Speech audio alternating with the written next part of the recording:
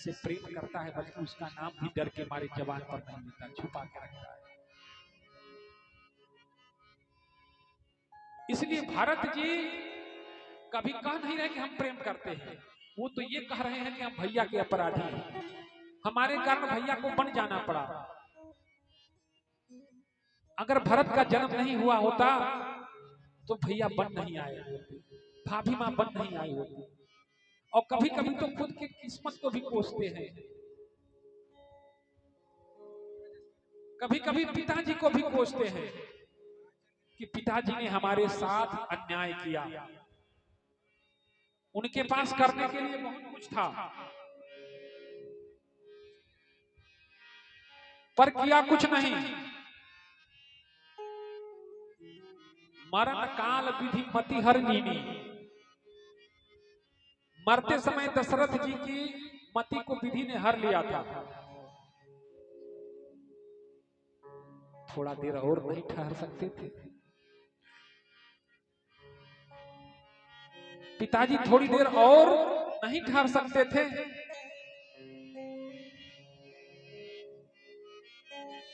चलत न देख न पावो तो ही, चलत न देख न पावो तो ही, चलत न देख न पावो तो ही, चलत न देख न पावो तो ही। यह हमारा दुर्भाग्य है कि मैं चलते समय जब आपका प्राण छूट रहा था तो आपको नहीं देख पाए, पर आपने भी पिताजी हमारे साथ ठीक नहीं किया।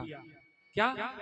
तात न रामाहि सौंपे हो मोहि, तात न रामाहि सौंपे हो मोहि, तात न रामाहि सौंपे हो मोहि, तात न रामाहि सौंपे हो मोहि।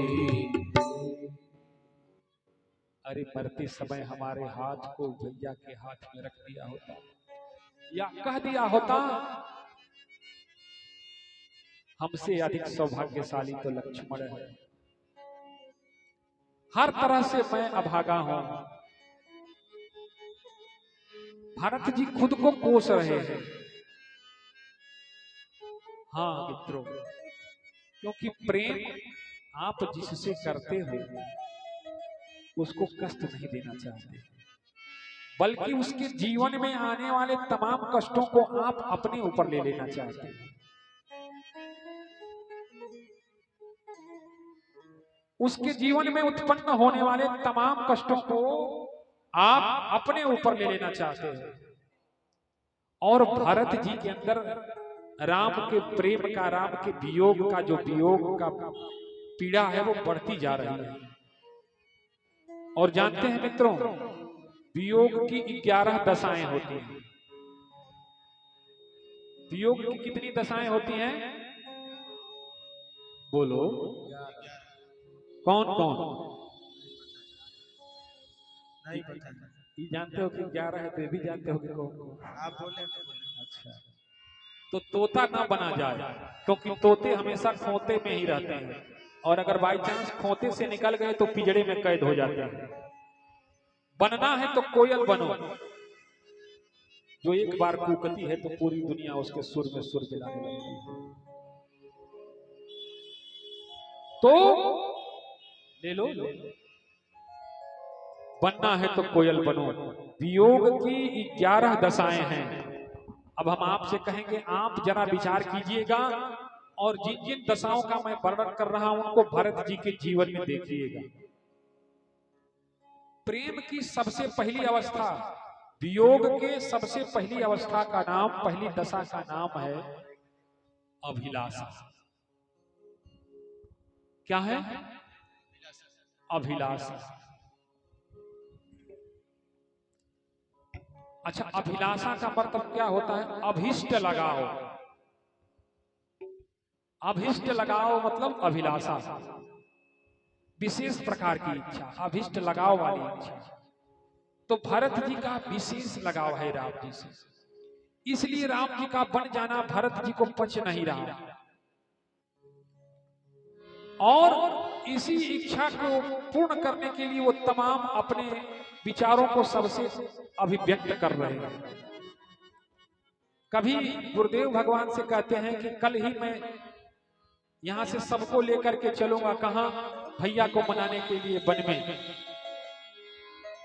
कभी कौशल्या मां से कहते हैं कि आप पिताजी की बात नहीं समझ पाई होगी, पिताजी ने राम जी के चरणों की सेवा में लगाया होगा, मैं भरत तो यहाँ आप लोगों नहीं समझ पाने के कारण इस स्थिति में फंस गया। वियोग की दूसरी अवस्था का नाम है चिंता।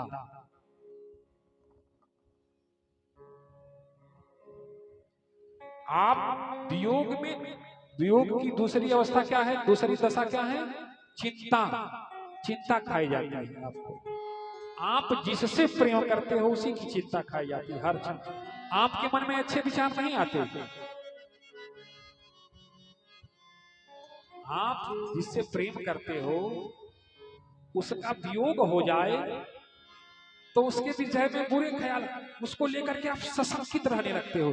कहीं उनको ये ना हो जाए, कहीं भूख तो नहीं लगी होगी, कहीं पांव में फोड़े तो नहीं पड़ गए होंगे, कहीं धूप से जल तो नहीं रहे होंगे, कहीं प्यास तो नहीं लगा होगा, कहीं वृक्षों की छाया तो नहीं, कहीं भैया के चलते चलते पैर थक गए होंगे, दबाने वाला कौन होगा? तो वियोग की दूसरी अवस्था का नाम है, बोलो क्या नाम है? वियोग की दूसरी अवस्था का नाम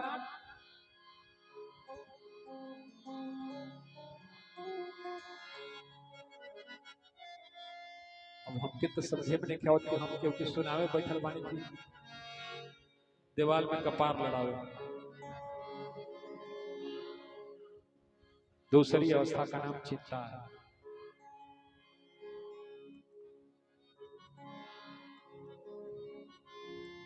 प्याज कटेला पर हाथ गमके लागे, हींग का बर्तन छुआ जाए तो हाथ हींग नियर गमके लागे। सत्संग का मंच पर बैठ के ये लोगन के सत्संग नहीं के छुपावत, तो हम का कहें? अभिलाषा बोलने वालों बाबा पहली कक्षा का विद्यार्थी बात। वियोग की पहली दशा का नाम है अभिलाषा और दूसरी दशा का नाम है चिंता। आप जिससे प्रेम करते हो, जब उसका विरह आपको व्यथित करता है तो हमेशा उसको लेकर के आप सशंकित रहने लगते हो, उसी की चिंता आपको खाई जाती है। काहू बिरिछी तरी भीजत हुई है, काहू बिरिछी तरी भीजत हुई है, तीनों बहन में राम सिया भेज गई।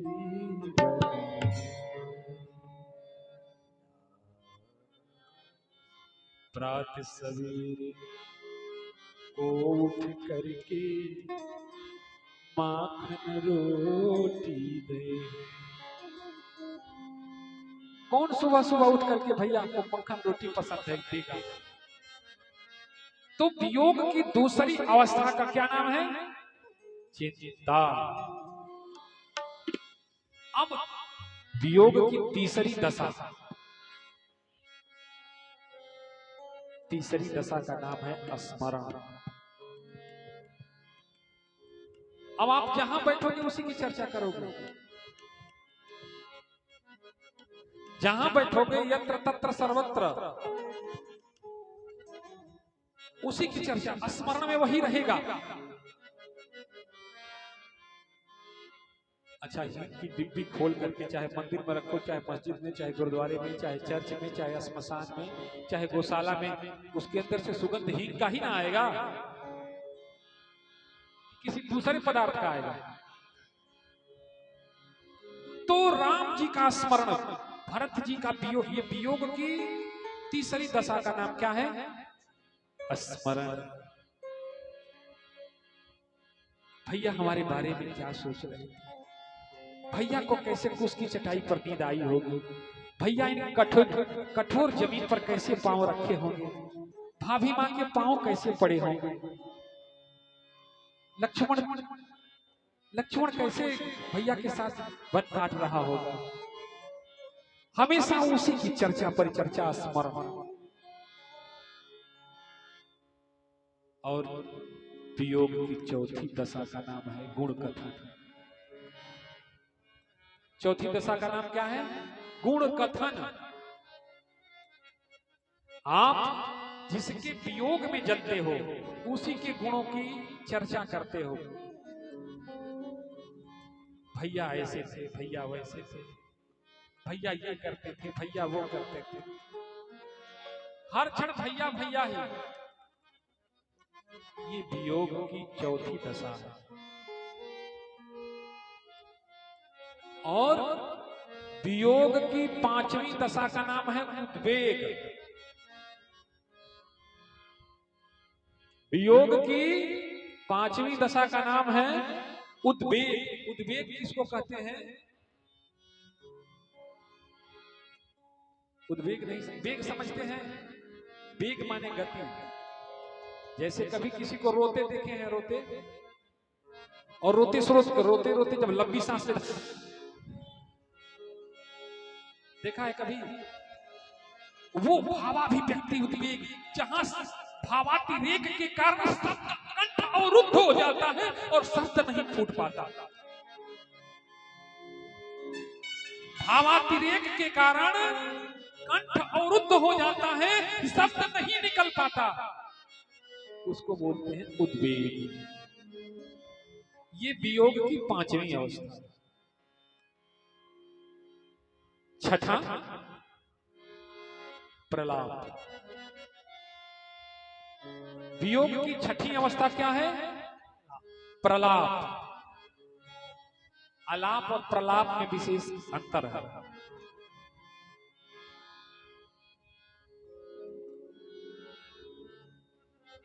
प्रलाप मतलब उसी का रोना रोते हैं।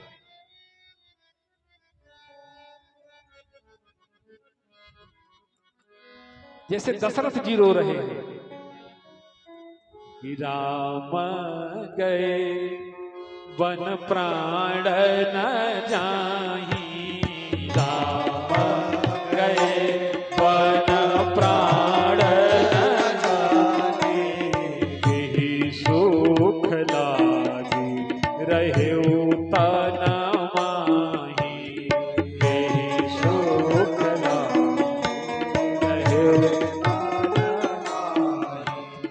राम गए वन प्राण न जाही, राम गए वन प्राण न जाही, राम गए वन प्राण न जाही,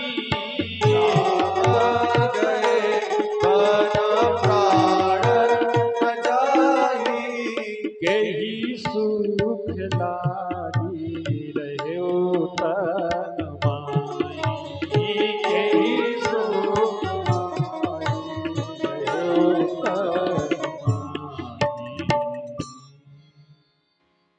ध्यान दीजिए, प्रलाप उसी का रोना। यह दिन देखने से पहले भरत के प्राण पखेरु छूट क्यों नहीं गए? भैया को बन जाने से पहले भरत के प्राण क्यों नहीं निकल गए? अगर भरत ही कारण था तो हम गर्भ में ही हमारी माँ ने हमको मार क्यों नहीं दिया? अगर जन्म दे भी दिया तो जहर क्यों नहीं दे दिया? हम जन्म लेने के लिए केकई का ही गर्भ क्यों मिला? पिताजी ने भरत राम को बन जाने से पहले भरत को खबर क्यों नहीं भेजा? सबकी मिली भगत से भैया बन गए हैं, क्योंकि अगर इनकी इच्छा होती तो भरत को खबर दे देते और भरत आ जाता तो राम बन नहीं जाता, राम को बन नहीं जाने देते। ये प्रलाप। तो वियोग की छठी अवस्था का नाम क्या है? प्रलाप। अब वियोग की सातवीं अवस्था उन्माद। कुछ समझ में नहीं आता है। उन्माद मतलब उनमें डूब जाना। आप जिससे प्रेम करते हैं या जो सोचते हैं उसमें डूब जाएं। अब किसी की नहीं सुनेंगे, उन्मादी हो गए हैं, किसी की नहीं समझेंगे, कौन क्या कह रहा है कुछ नहीं सुनेंगे। अब वही करेंगे जो हम करना चाहते हैं, उन्माद। ये वियोग की 7वीं अवस्था है। भरत किसी की नहीं सुनते। अब हम सुना रहे हैं अपना निर्णय। आप लोगों की जो इच्छा हो वो बताइएगा, कल ही मैं भैया को मनाने बन जाऊंगा।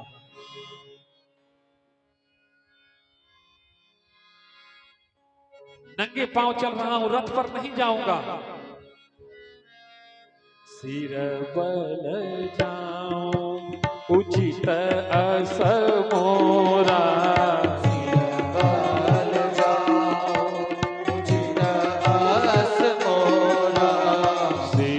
बल जाऊं उचित अस मोरा,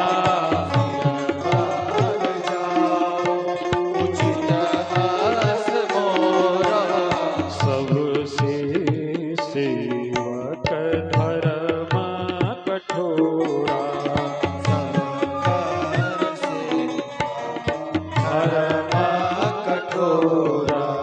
सबसे सेवक धर्म कठोरा। उन्मादी हो जाना, डूब जाना, स्थिति परिस्थिति का बोध ना रखना, भावातिरेक के कारण उन्मादी हो जाना, यह वियोग की 7वीं दशा है। अष्टम व्याधि।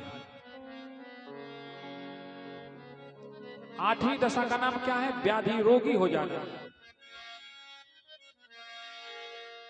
व्याधि युक्त हो जाना। अब न खाने की शुद्ध होगी, न पीने की शुद्ध होगी, प्रेम में बावले हो गए हो, पाँव आग पर पड़ रहा है, कंटकों पर पड़ रहा है, पत्थरों पर पड़ रहा है, जमीन पर पड़ रहा है, इसका बोध नहीं होगा तो शरीर क्या होगा? व्याधिग्रस्त होगा कि नहीं होगा? प्रमाण, राम सखा सुनी तन त्यागा, राम सखा सुनी तन त्यागा, अरे वो राम सखा सुनी तन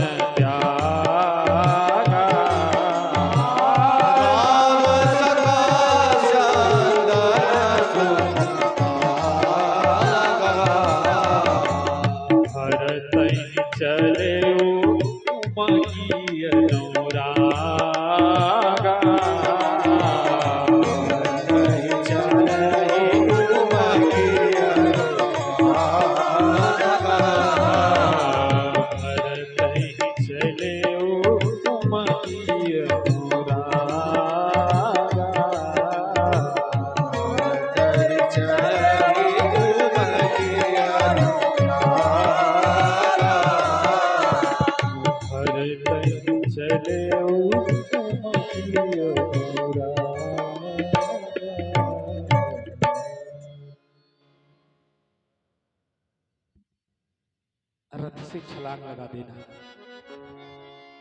पांव पत्थर पर पड़ रहा है, कंकड़ पर पड़ रहा है, गड्ढे में पड़ रहा है, कांट पर पड़ रहा है, टूटेगा, कटेगा, फटेगा, इसकी कोई खबर नहीं।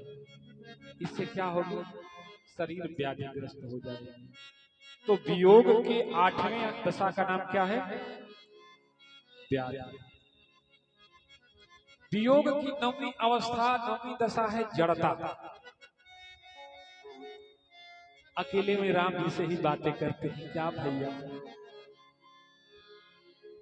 लोग कहते हैं भरत तो पागल हो गया, ये तो पेड़ के सामने खड़ा होकर भैया भैया कह के बात कर रहा है। पेड़ नहीं कि भैया है। कभी निषाद राज को ही भैया भैया राम राम कह के बोलने लगते हैं। लोग झकझोरते, अरे भारत ये गुहराज निषाद है, राम नहीं। हाँ। कभी गंगा जी को ही राम जी समझने लगते हैं, कभी वशिष्ठ जी में ही राम जी का दर्शन करने लगते हैं। भैया हमको माफ कर दो। सामने कौन खड़ा है? गुरुदेव भगवान। भैया हमको माफ कर दो, तुमको वन भेजने में मेरा थोड़ा भी कसूर नहीं, मैं अपराधी नहीं हूँ भैया। हमारे मन में तुमको वन भेजने का रच मात्र विचार नहीं था। जिसको पकड़ ले उनको लगे कि ये राम जी ही हैं। चढ़वत हो गए थे भरत जी।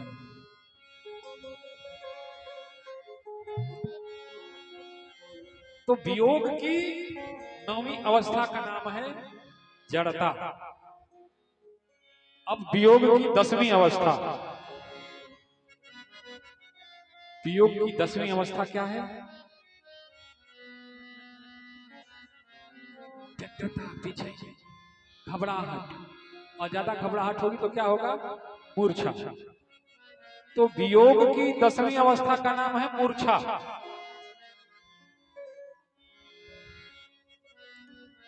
अब बेचैन हो जाएगा चित्त, धैर्य खो दोगे।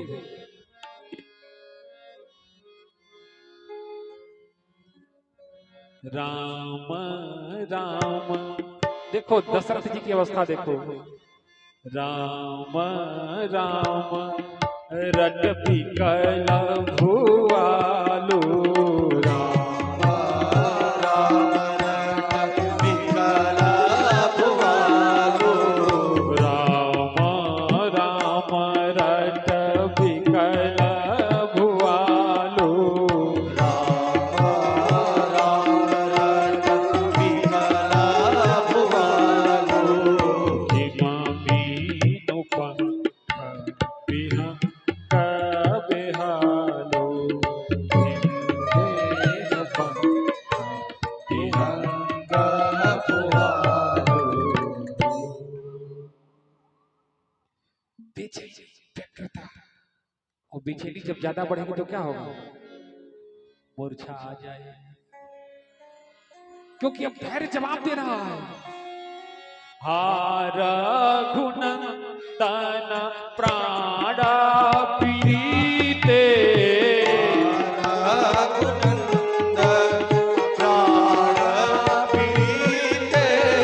हार रघुनंदन प्राण प्रीते,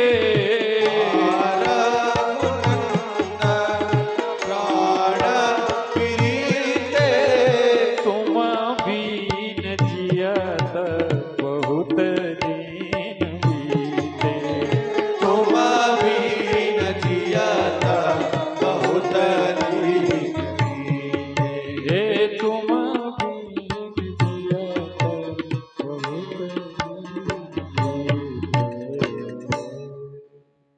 ये है वियोग की 10वीं अवस्था, क्या? मूर्छा। और वियोग की 11वीं अवस्था जानते हैं क्या? मृत्यु। राम राम कही, राम कही। कौशल्या समझा रही हैं कि धीरज धरब तब तरब पारो,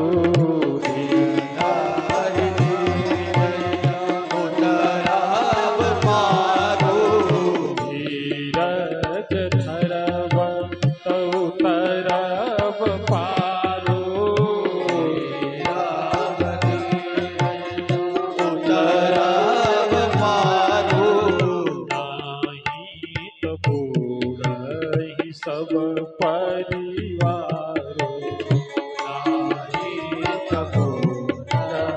सब परिवार। दशरथ जी ने क्या किया? आप उतना समय कहा। हार रघुनंदन प्राण प्रीते,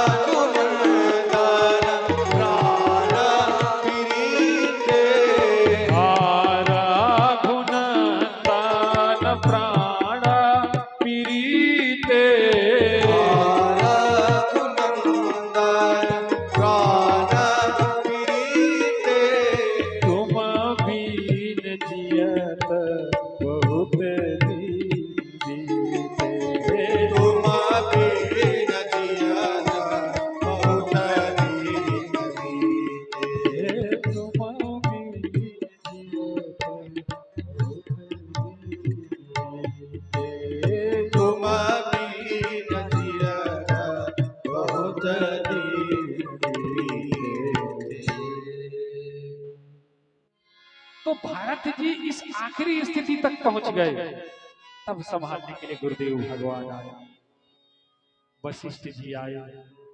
देखे भरत गंगा जी में खड़ा है, निश्चेष्ट हो गया है, जड़वत हो गया है, खड़ा होकर के वहां है कोई नहीं, पर उसको दिख रहा है कि राम सामने खड़े हैं। भाव विभोर होकर रो रहा है, कभी रोते रोते स्तब्ध हो जा रहे हैं। वशिष्ठ जी ने गंगा जी के जल का छींटा मारा तो जड़ता खत्म हो गई, मूर्छा टूटी। लेकर के गुरुदेव भगवान भरत जी को भरद्वाज जी के पास आए और कहे कि भरत का कैसे मन हल्का होगा, कुछ इसके मन की बात कहा जाए। तो कहा कि अरे अब तो यहां से पता चल गया कि राम कहाँ है, और वो राज तिलक वाली थाली किधर है, राज मुकुट किधर, भरत सब सामान रख लिए। हाँ हाँ,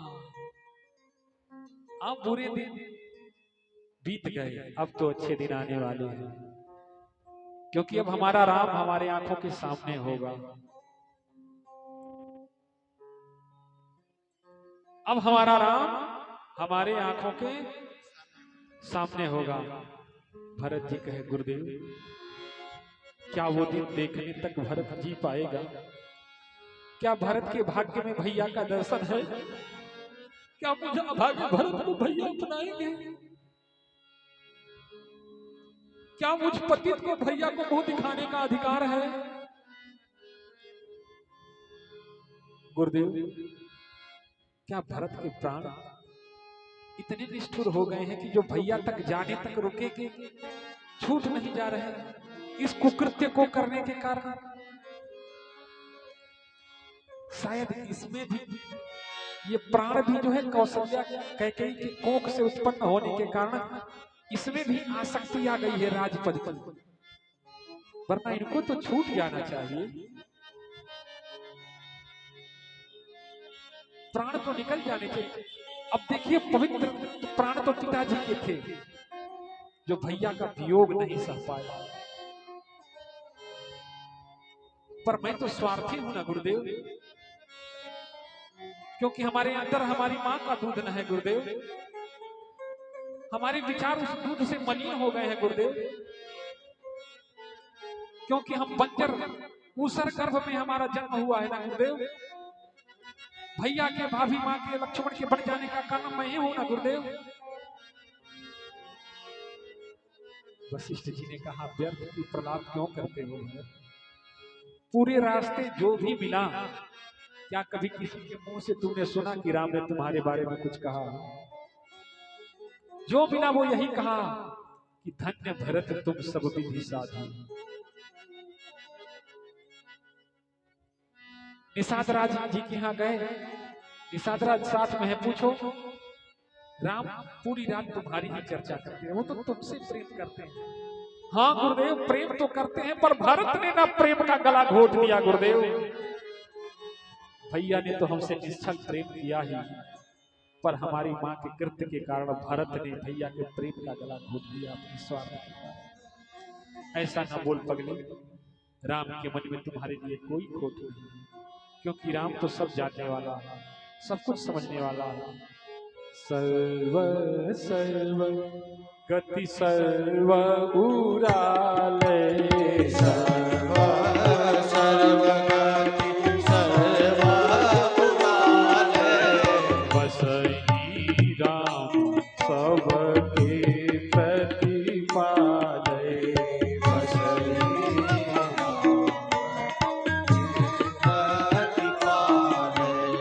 बसही राम सबके प्रतिपाले,